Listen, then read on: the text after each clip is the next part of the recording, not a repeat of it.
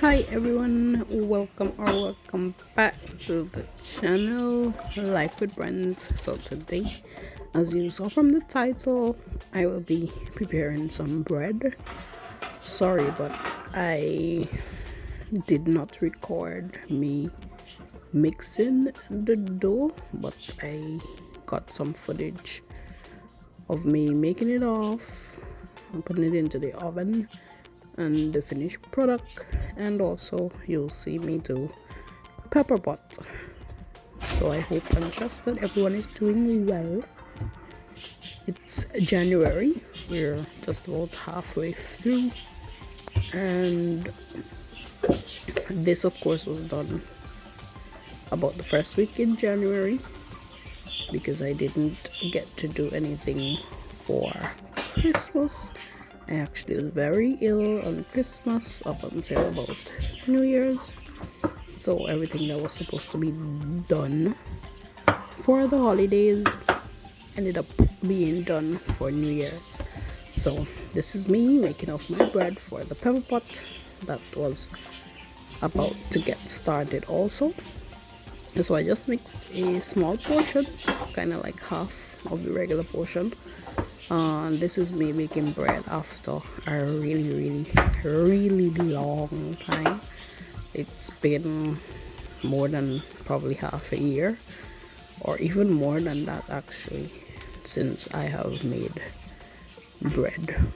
So yeah, I went from making bread practically twice a week, sometimes 3 times a week, while I was back home, and this is me after probably maybe 7-8 months making bread again. First time trying it since I'm here, so just feeling the flour out. I must say that this came out really good. Not the best, but it came out really good. So I'm just making off some individual rolls here, and then I'm going to use the the strips that I made there and make a single plait bread.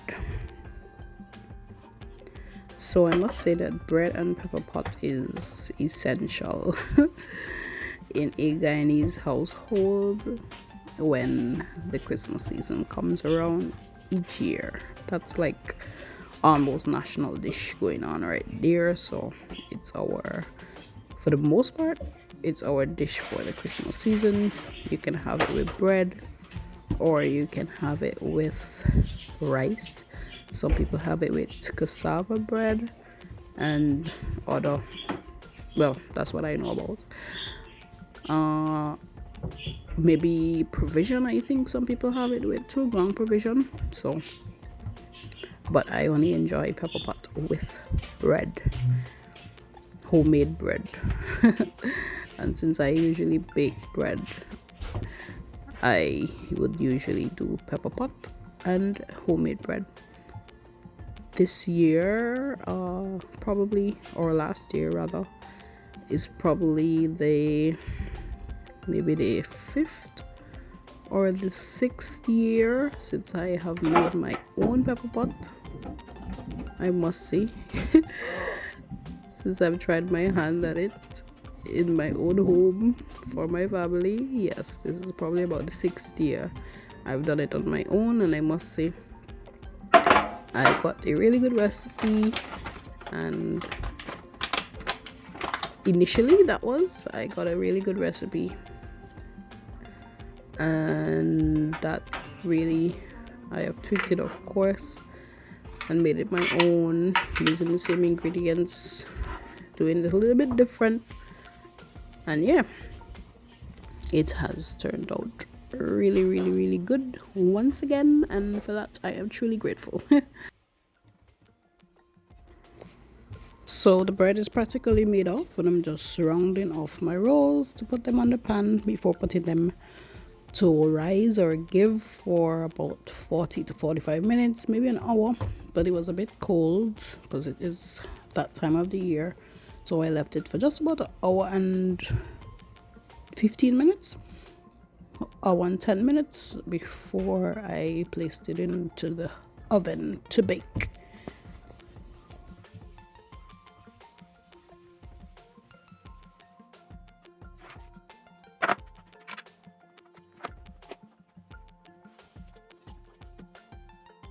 So here I am about to start my pepper pot, and this is our ingredients. We have some cow foot and cow skin, some roasted ones and some plain, along with some chopped, well, half a large onion, some fresh thyme, some orange peel, cinnamon, and some cloves. And then we have this scorpion pepper, and this was very hot. Had some brown sugar, some salt, seasoning salt, and green seasoning, and of course the star of the show, Major's casrip. We cannot cook pepper pot without casrip. So that's all our ingredients. We've started out with burning some sugar. I started it in the instant pot, but the heat was not enough, so I eventually transferred it to a regular pot on the stove. It was taking a bit long for the sugar to brown or burn, so I had to get that fixed immediately. So here it is on the stove in a regular pot, browning. I don't like it burnt, but it must be brown so that I can add some color, and it also adds some flavor to the meat. So it's just some oil and sugar. Stir it until it foams up like almost caramelized. That doesn't usually take long, just about maybe 3-4 minutes, and in goes the meat. Give that a good stir for a bit to get it brown, get that flavor in, and this is the start of the big man show. So yeah, we're just gonna give that a little stir here and there and leave it for it to reduce, well, for the meat to release its juices. I just add a little bit of the onions, or I think I added all the onions at this point, and a thyme, one of the orange peel, yeah, and some thyme, and just fry that up. Add the seasoning, the green seasoning, because you're frying your meat, you're getting the flavors in. That is important, that is essential.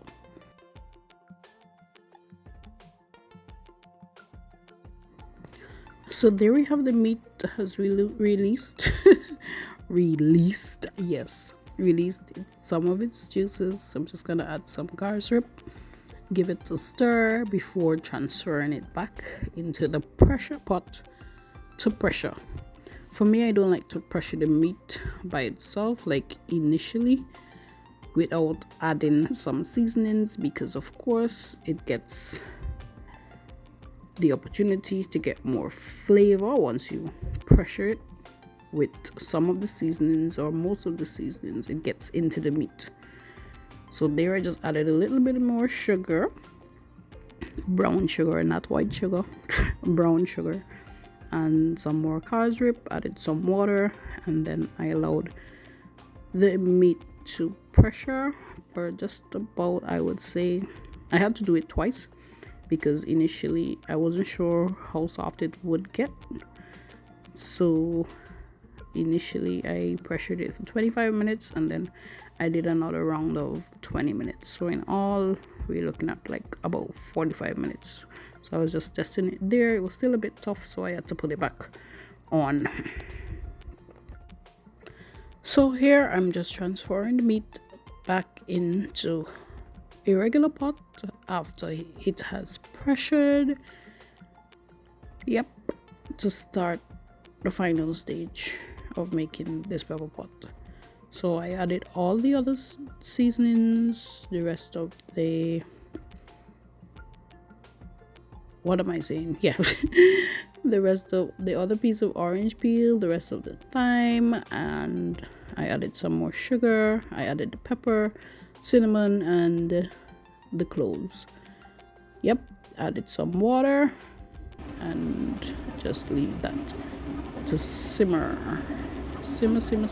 which was like probably about an hour and a half. And the final result of the bread out of the oven, looking all nice, fluffed up nicely. Got some butter and just rubbed it on that to give it that nice sheen and prevent the top from really crisping up. So that's the finished product of the bread.